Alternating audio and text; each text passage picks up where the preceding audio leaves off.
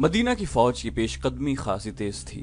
Muthanna अपने दस्ते के साथ दाएं तरफ कहीं आगे निकल गया था। सरसब्ज शादाब इलाका था, दरख्तों की बहुतात थी, हरी झाड़ियां और ऊंची घास भी थी। थोड़ी दूर जाकर आदमी नजरों से ओझल हो जाता। ये वो इलाका था जहां फारस के बड़े बड़े अफसर सैर तफरी और शिकार वगैरह के लिए आया करते थे। उलैस से आगे हैरा एक शहर था जिसकी अहमियत तिजारती और फौजी लिहाज से खासी ज्यादा थी। आबादी के लिहाज से ये ईसाइयों का शहर था जो हर लिहाज से खूबसूरत था। जाबान अपने लश्कर के सालारों से कह रहा था कि ये भी जहन में रखो कि आगे हैरा है। तुम जानते हो कि हैरा हमारी बादशाही का एक हीरा है। अगर मुसलमान उस शहर तक पहुंच गए तो न सिर्फ ये कि किसरा का दिल टूट जाएगा बल्कि फारस के पूरे लश्कर के हौसले टूट जाएंगे। हैरा मदाइन से ज्यादा कीमती है। सब्जाजार में एक घुड़सवार जैसे तैरता चला रहा था। खालिद रजी अल्लाह अन्हु अपने लश्कर के वस्त में थे। किसी और को उस सवार की तरफ भेजने की बजाय उन्होंने अपने घोड़े को एड़ लगाई और उस सवार को रास्ते में जा लिया। वो मुसन्ना बिन हारिसा के दस्ते का एक सवार था। इब्ने हारिसा का पैगाम लाया हूँ, सवार ने खालिद रजी अल्लाह अन्हु से कहा। उलैस के मैदान में आतिश परस्तों की फौज भी आ गई है। इब्ने हारिसा ने कहा है कि संभल कर आगे आए, फौरन वापस जाओ। खालिद रजी अल्लाह अन्हु ने सवार से कहा, मुसन्ना से कहो कि उड़कर मुझ तक पहुंचे। मुसन्ना का कासिद यूं गायब हो गया जैसे उसे जमीन ने निगल लिया हो। उसके घोड़े के टाप कुछ दूर तक सुनाई देते रहे जो दरख्तों में से गुजरती हुई शां शां में तहलील हो गए। खालिद रजी अल्लाह अन्हु वापस अपने लश्कर में आए और अपने सालारों को बुलाकर उन्हें बताया कि आगे सिर्फ बकर बिन वाइल के लोग ही नहीं बल्कि मदाइन का लश्कर भी उनके साथ आ मिला है। उन्होंने अपने सालारों को ये भी बताया कि मुसन्ना बिन हारिसा आ रहे हैं। उन्होंने पहले की तरह सालार आसिम बिन अमर और सालार अदी बिन हातिम को दाएं और बाएं पहलू में रखा। ज्यादा देर नहीं गुजरी थी कि मुसन्ना यूं आन पहुंचा जैसे वो वाकई उड़कर आया हो। खालिद रजी अल्लाह अन्हु ने कहा, इब्ने हारिसा, क्या तुमने अपनी आंखों से फारस के लश्कर को ईसाइयों के साथ देखा है? मुसन्ना बिन हारिसा ने सिर्फ देखा ही नहीं था बल्कि उसने जांबाजी का मुजाहिरा करके बहुत कुछ मालूम कर लिया था। उसने अपने जासूस आगे भेज रखे थे। उन्होंने उसे इत्तला दी थी कि मदाइन की फौज ईसाइयों से आ मिली है। मुसन्ना ने पूरी मालूमात हासिल करने का इरादा कर लिया। रात को उसने अपने साथ 3 सवार लिए और दुश्मन के पड़ाव के करीब जाकर घोड़ों से उतरे और उन्हें एक दरख्त के साथ बांध दिया और वहां से वो छुप छुप कर और जहां जरूरत पड़ी वहां पेट के बल रेंग कर पड़ाव के नजदीक चले गए। आतिश परस्तों के संतरी पड़ाव के इर्द गिर्द घूम फिर रहे थे। ये सफर 12 हिजरी के वस्त की रातें थीं। आधे चांद की चांदनी थी जो फायदा भी दे सकती थी और नुकसान भी। 2 संतरी उनके सामने से गुजर गए। उन्हें पीछे से जाकर पकड़ा जा सकता था लेकिन उनके पीछे पीछे एक घुड़सवार आ रहा था। उसने अपने संतरियों को आवाज देकर रोक लिया और उनके पास आकर उन्हें बेदार और होशियार रहने को कहने लगा। वो कोई कमानदार मालूम होता था। मुसलमान रात को तो हमला नहीं कर सकते, एक संतरी ने कहा, फिर भी हम बेदार और होशियार हैं। तुम सिपाही हो। घुड़सवार ने हुक्म के लहजे में कहा, जो हम कमानदार जानते हैं वो तुम नहीं जानते। मुसलमानों का कुछ पता नहीं वो किस वक्त क्या कर गुजरे। इन्हें आम किस्म का दुश्मन न समझो। और तुमने मुसन्ना बिन हारिसा का नाम नहीं सुना। क्या तुम नहीं जानते कि किसरा ने मुसन्ना के सर की कितनी कीमत मुकर्रर की है? तुम उसे अगर जिंदा या मुर्दा पकड़ लाओ या उसका सिर्फ सर पेश कर दो तो तुम माला माल हो जाओगे, लेकिन तुम उसे पकड़ नहीं सकोगे। वो जिन है, किसी को नजर नहीं आता। चलो आगे चलो, अपने इलाके का गश्त करो। संतरी आगे निकल गए और घुड़सवार वहीं खड़ा रहा। मुसन्ना बिन हारिसा अपने 3 जांबाजों के साथ एक घनी झाड़ी के पीछे छुपा हुआ था। घुड़सवार उस तरफ जाने की बजाय जिस तरफ संतरी चले गए थे दूसरी तरफ चला गया। घोड़े पर उसे पकड़ना खतरे से खाली नहीं था। मुसन्ना ने अपने एक जांबाज के कान में कुछ कहा और घुड़सवार कमानदार को देखा। वो आहिस्ता आहिस्ता चला जा रहा था। मुसन्ना करीब के एक दरख्त पर चढ़ गया। उसके जांबाज ने जरा ऊंची आवाज में कुछ कहा। कमानदार ने घोड़ा रोक लिया। जांबाज ने उसे वापस आने को कहा। वो उस आवाज पर वापस आ रहा था। अचानक दरख्त से मुसन्ना कूदा और घुड़सवार के ऊपर गिरा और उसे घोड़े से गिरा दिया। मुसन्ना के एक आदमी ने दौड़कर घोड़े की लगाम पकड़ ली और 2 ने कमानदार को दबोच लिया और उसका मुंह बांध दिया। उसे और उसके घोड़े को वहां से दूर ले गए। उन्होंने अपने घोड़े खोले और वहां से इतने दूर निकल गए जहां वो चीखता चिल्लाता तो भी उसकी आवाज उसके पड़ाव तक न पहुंचती। जिंदा रहना चाहते हो तो बताओ कि तुम्हारी फौज कहां से आई है? मुसन्ना ने तलवार की नोक उसकी शहरक पर रख कर पूछा। वो बहमन जाजोइया के लश्कर का कमानदार था। उसने जान बचाने की खातिर सब कुछ बता दिया। ये भी कि जाजोइया मदाइन चला गया है और उसकी जगह जाबान सालार है और बकर बिन वाइल का लश्कर उन्हें इत्तेफाक से मिल गया है। उसने ये भी बताया कि इस कबीले के कुछ सरदार मदाइन से फौज अपने साथ सुना रहा था। तादाद का अंदाजा क्या है? खालिद रजी अल्लाह अन्हु ने पूछा। सही अंदाजा मुश्किल है इब्ने वलीद। मुसन्ना ने कहा, हमारी और उनकी तादाद का तनासुब वही है जो पहले था। वो हमसे 4 गुना नहीं तो 3 गुना से यकीनन ज्यादा हैं। खालिद रजी अल्लाह अन्हु ने अपनी फौज को रोका नहीं ताकि वक्त जाया न हो और दुश्मन को बेखबरी में जा लें। उन्होंने चलते चलते अपने सालारों से मशवरे लिए, खुद सोचा और अहकाम दिए। इन अरबों के मुतालिक आतिश परस्तों के सबसे ज्यादा जर्री और तजर्बेकार सालार हरमज ने कहा था कि ये लोग सहरा के रहने वाले हैं और सहरा में ही लड़ सकते हैं। हरमज ने यह भी कहा था कि वो उन्हें दजला और फरात के इस इलाके में लड़ाएगा जहां दरख्त, झाड़ियां, घास और कहीं कहीं दलदल है। लेकिन हरमज के ख्वाब उसी सरसब्ज और दलदली इलाके में टूट टूट कर बिखर गए थे। खुदा की कसम, तुम अब दरियाओं और जंगलों में भी लड़ सकते हो। खालिद रजी अल्लाह अन्हु ने अपने सालारों से कहा, इस जमीन पर तुमने इतने ताकतवर दुश्मन को 3 शिकस्तें दी हैं। तुमने ये भी देख लिया है कि हमारे दुश्मन के लड़ने का तौर तरीका क्या है। मुसन्ना ने बताया है कि दुश्मन अगर उसी मैदान में हुआ जहां वो पड़ाव किए हुए हैं तो ये जहन में रख लो कि ये मैदान 2 दरियाओं, दरियाए फरात और दरियाए खसीफ के दरमियान है। मैदान हमवार है लेकिन दरख्तों और सब्जे की बहुतात है। दौड़ते घोड़ों पर तुम्हें दरख्तों का और उनके झुके हुए टहनियों का ख्याल रखना होगा, वरना इन टहनियों से टकरा कर मारे जाओगे। मैदान महदूद भी है, हमें दुश्मन का किसी किस्म का धोखा देने का और चालें चलने का मौका नहीं मिल सकेगा। हमें आमने सामने का मार्का लड़ना पड़ेगा। इब्ने अमर और इब्ने हातिम पहलुओं के सालार होंगे। उन्हें जब भी और जैसा भी मौका मिला ये उसके मुताबिक नक्लो हरकत करेंगे। अपने कमांडारों को ये बताना जरूरी है कि आमने सामने की लड़ाई में जज्बे की शिद्दत और जिस्मानी फुर्ती और मजबूत हौसले की जरूरत होती है। इब्ने हारिसा, तुम हमारे पाबंद होकर नहीं लड़ोगे। तुम्हारे साथ पहले तय हो चुका है कि तुम अपने अंदाज का मार्का लड़ोगे, लेकिन तुम ये एहतियात करोगे कि तुम्हारे सवार हमारे रास्ते में ना आए। तुमने अपने सवारों को यही तरबियत दे रखी है, उन्हें इसी तरह इस्तेमाल करो, लेकिन अंधाधुंध नहीं। नज़्मो रब्त बहुत जरूरी है। इब्ने वलीद मुसन्ना बिन हारिसा ने कहा, तुझ पर अल्लाह की रहमत हो, तूने जैसा कहा है तुझे वैसा ही नजर आएगा। क्या तू मुझे इजाजत देता है कि मैं अपने दस्तों में चला जाऊं? मैं तुझे अल्लाह के सुपुर्द करता हूँ हारिसा के बेटे। खालिद रजी अल्लाह अन्हु ने कहा, जा मैदान जंग में मिलेंगे या मैदान हश्र में। मुसन्ना ने घोड़े को एड़ लगाई और पलक झपकते नजरों से ओझल हो गया। उसके साथ उस आतिश परस्त कमानदार का घोड़ा भी था जिसे उसने कत्ल कर दिया था। वो ये घोड़ा खालिद रजी अल्लाह अन्हु के लश्कर को दे गया था। इतनी दूर तादाद में और इतने महदूद वसाइल के भरोसे मदीने के मुजाहिदीन इस लश्कर पर हमला करने जा रहे थे जिसकी तादाद उनसे 3 गुना से भी ज्यादा थी और जिसके पास हथियार भी बेहतर थे और जिनके सर लोहे की खूदों से और चेहरे लोहे की जंजीरों से ढके हुए थे। उनकी टांगों पर जानवरों की मोटी और खुश्क खालों के खोल चढ़े हुए थे। मुजाहिदीन के दिलों में कोई खौफ न था, जहनों में कोई वहम और वसवसा न था। उनके सामने एक पाक और अजीम मकसद था। उनकी निगाहों में उनके अल्लाह और रसूल सल्लल्लाहु अलैहि वसल्लम और अपने मजहब की अजमत थी। अपनी जानों की कोई अहमियत नहीं थी सिवाय इसके कि उनकी जान अल्लाह की दी हुई है और उसे अल्लाह की राह में ही कुर्बान करना है। अपनी जिंदगी देकर वो इस्लाम को जिंदा रखने का अहद किए हुए थे। वो घरों से, अपनी बीवियों से, अपनी माओं, बहनों और बेटियों से दूर ही दूर हटते जा रहे थे। उनके शब रोज खाको खून में गुजर रहे थे। जमीन उनका बिछौना थी और ऊपर आसमान था। बातिल की चट्टानों से टकराना, कुफ्र के तलातुम को चीरना और दुश्मनाने दीन के अजाइम को कुचलना उनकी इबादत थी। उनके जबानों पर अल्लाह का नाम था। वो तलवार का वार करते थे तो अल्लाह का नाम लेते थे और तलवारों से कट कर गिरते थे तो अल्लाह का नाम लेते थे। जख्मी होते तो अल्लाह को पुकारते। लारेब ईमान की पुख्तगी और जज्बे की दीवानगी उनके हथियार थे और यही उनकी ढाल थी। वो उस वक्त दुश्मन के सामने पहुंचे जब दुश्मन का दोपहर का खाना तैयार हो चुका था। उनके सालार जाबान के हुक्म से लश्कर के लिए खास खाना तैयार किया गया था। मौरिख तिबरी, इब्ने हशाम और मोहम्मद हुसैन हैकल लिखते हैं कि फारस की फौजों को सांडों की तरह पाला जाता था।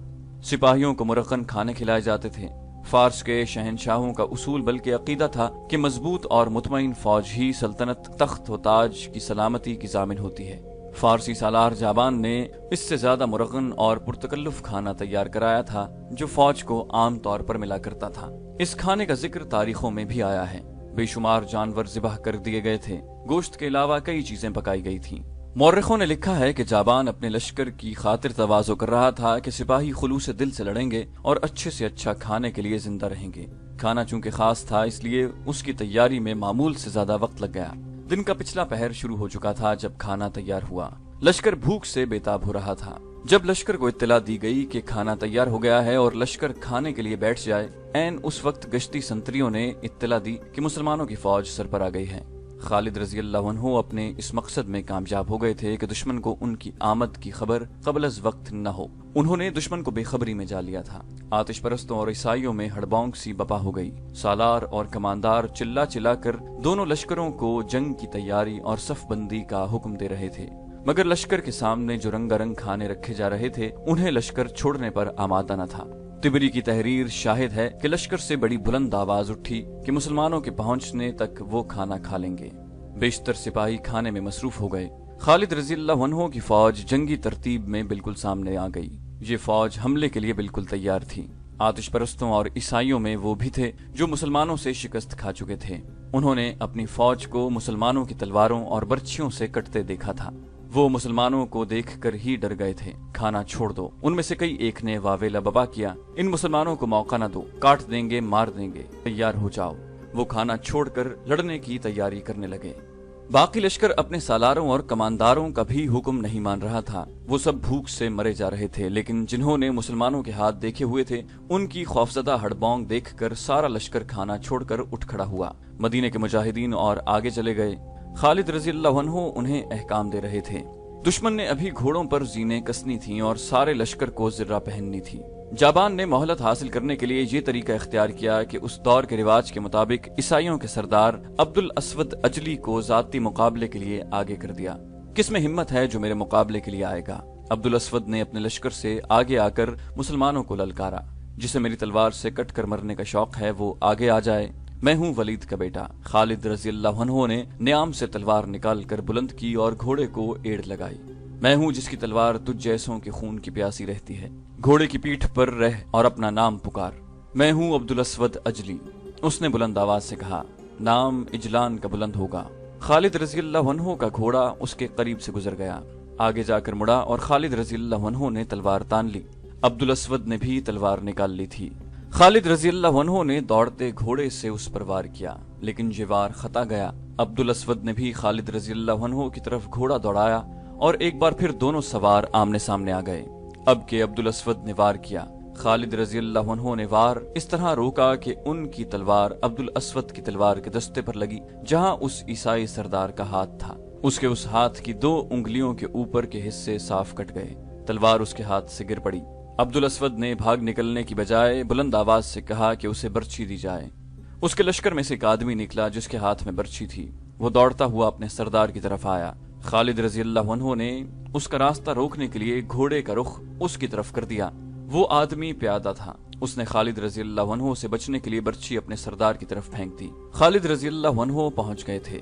برچھی آ رہی تھی جسے خالد رضی اللہ عنہ کے سر کے اوپر سے گزرنا تھا۔ عبد الاسود نے برچھی پکڑنے کے لیے دونوں ہاتھ بلند کر رکھے تھے۔ خالد رضی اللہ عنہ نے برچھی کو تلوار ماری۔ برچھی کٹ تو نہ سکی لیکن ان کا مقصد پورا ہو گیا۔ برچھی راستے میں رک کر گر پڑی۔ خالد رضی اللہ عنہ نے گھوڑے کا رخ عبد الاسود کی طرف کر دیا۔ اب یہ شخص وار سے صرف بچ سکتا تھا، وار کو روکنا اب اس کے بس کی بات نہیں تھی۔ خالد رضی اللہ عنہ نے بغرض تماشا اسے ادھر ادھر بھگایا۔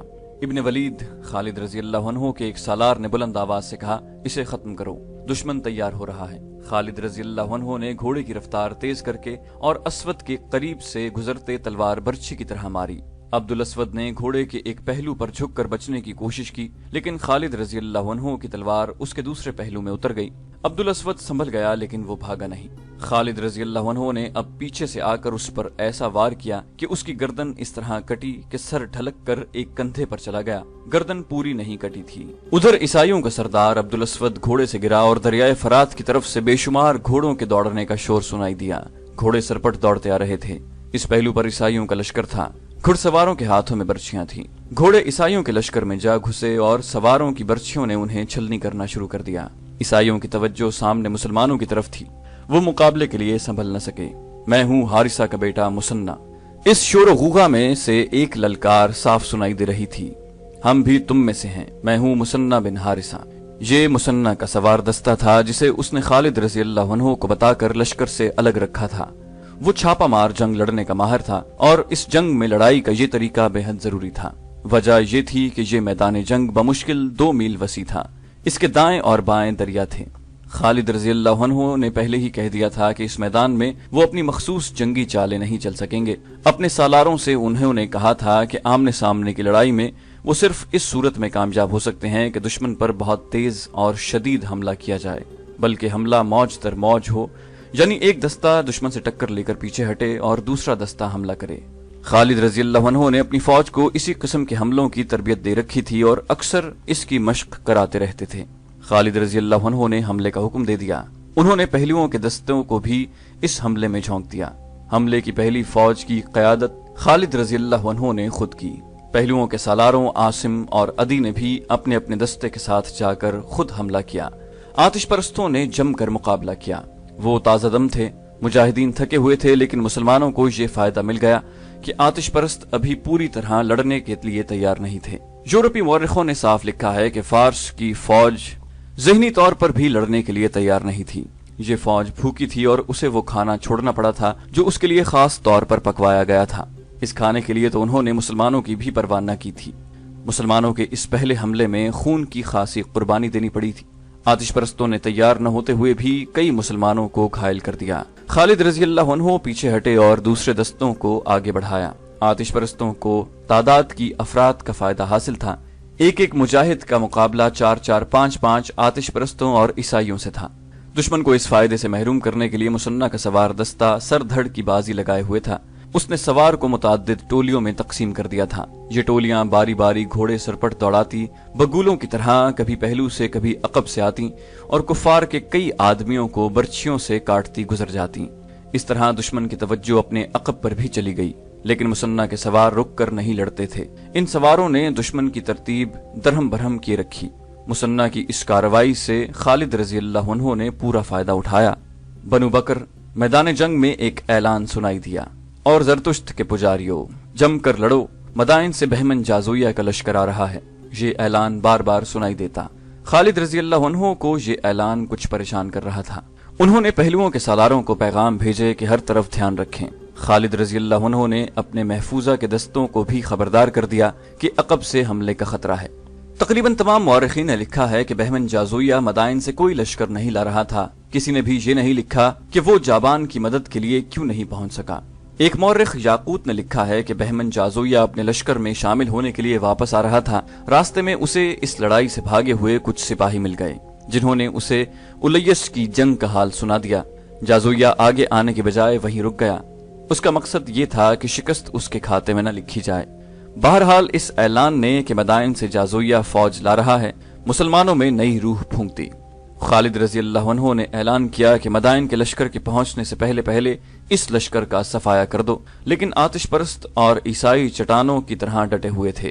خالد رضی اللہ عنہ دعا تو کرتے ہی تھے، لیکن یہ پہلا موقع تھا کہ خالد رضی اللہ عنہ گھوڑے سے اترے، زمین پر گھٹنے ٹیکے اور ہاتھ بلند کر کے دعا کی، خدائے ذوالجلال ہمت عطا فرما کہ ہم اس لشکر کو نیچا دکھا سکیں۔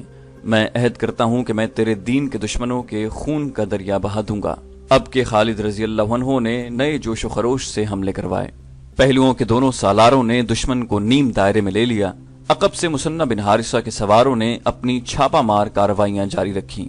2-3 گھنٹے بعد صاف نظر آنے لگا کہ دشمن کے قدم اکھڑ رہے ہیں۔ چونکہ دشمن کی تعداد زیادہ تھی، اس لیے اس کے مرنے اور زخمی ہونے والوں کی تعداد بھی زیادہ تھی۔ یہ حالت دیکھ کر عیسائیوں اور آتش پرستوں کے وہ لوگ جو پہلی 3 جنگوں سے زندہ بھاگ نکلے تھے حوصلہ ہار بیٹھے اور جانیں بچانے کے لیے میدان جنگ سے کھسکنے لگے۔ پھر لشکر کے دوسرے لوگ بھی پیچھے ہٹنے لگے۔ یہ صورت دیکھ کر دشمنوں نے اپنے حملوں میں مزید شدت پیدا کر دی۔ پھر اچانک یوں ہوا کہ کفار نے بھاگنا شروع کر دیا۔ تعقب کرو، خالد رضی اللہ عنہ نے اپنے تمام لشکر میں قاصد اس پیغام کے ساتھ دوڑا دیے اور بلند آواز میں اعلان بھی کروایا، انہیں بھاگنے مت دو، انہیں قتل بھی نہ کرو، زندہ پکڑ لاؤ۔ اس اعلان کا کفار پر ایک اثر تو یہ ہوا کہ انہوں نے بھاگنے کی بجائے ہتھیار ڈالنے شروع کر دیے۔